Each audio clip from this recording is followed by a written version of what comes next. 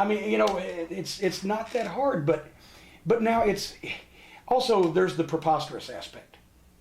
When you've got, I mean, we could go all day long with the things that I think that Vince McMahon and his minions have done to wrestling, but whether it be the necrophilia or the transvestite blowjob on Mark Henry or just the preposterosity, to coin a phrase, of any stupid shit. Wrestling operated on one basic principle. Don't do anything if it couldn't really possibly happen. It might be far-fetched. Jerry Jarrett was a master at it. No matter what kind of crazy, insane bullshit was going on, it actually was rooted in enough logic or something. You just thought, these are crazy people. Mm-hmm. You didn't think it's phony people doing this shit to get a rise out of us. You thought, these are crazy people. Mm-hmm. They're really crazy. And in most cases, they were. And crazy in a good way. Maybe not so much anymore. Crazy in a bad way. I don't know. Let's create here an imaginary great booker. What do I have to throw in the stew? Oh, geez. Insanity, lots of black tar Mexican heroin. No.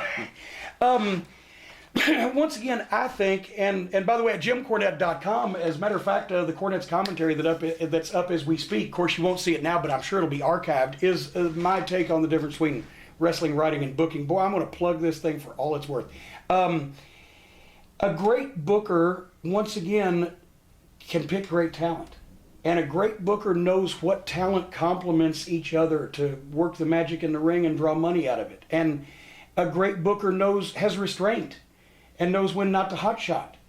Because in this business, every period of hotshotting in a particular territory has been followed by an equally long, if not longer, period of drought where business was down. Because once you do everything you can do, you numb and immune the people to your angles and your injuries or whatever, which is what the hardcore wrestling fad did, and I'm sure we'll get to that here in a little while also. But, it used to be, if a guy if the heel took a roll of quarters and punched a guy in the mouth and the quarters flew and he went down, he came up, he's bleeding, my God, you run for 3 months with that. I mean, a guy goes to the hospital, whatever, he gets stitched up.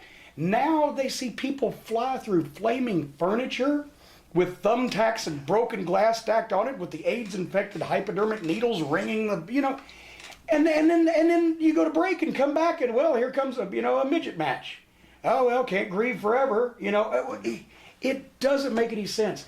What we've done is we have taken a business where grown men pretended to hurt each other but really didn't, and people believed that they were and paid to see it, and turned it into a business where grown men really do hurt each other and nobody believes they are, and fewer of them pay to see it. Funny Who's thing. the marks? Who's the marks?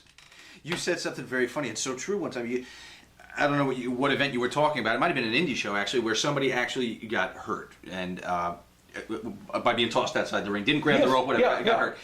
And everybody stopped. The workers stopped. The ref stopped.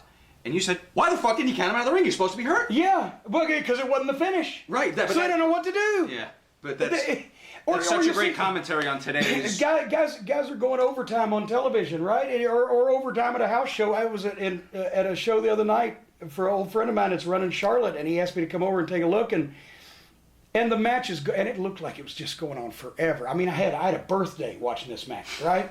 And it was really, I'm not going to name any names because I don't want to embarrass anybody, but it was so bad it was hurting the fans' feelings. And so the promoter actually gets on the microphone and says, 2 minutes left of the match. And they realize, oh shit, he's telling us to hurry up. So instead of going home, instead of ending the match, what did they do? They went into the same series that they had planned when they sat back in the locker room. Because they had to get their shit in, even though the shit they got in so far was some pretty shitty shit. They had to get their shit in before they could just, small package, sunset flip, just get out of there, 1, 2, 3. But no, they go in this long Who Shot John bunch of bullshit leading up to this spectacular finish. Fucking crickets chirping. I saw 3 fans bring back the tickets they bought last month.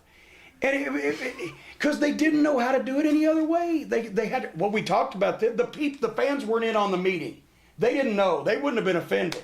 I don't think they'd have been offended if spontaneous combustion had happened. They'd all caught on fire, but that's a different story. And they wouldn't have known what was to come because they hadn't seen it either. Well, real funny booking story with you before we finish.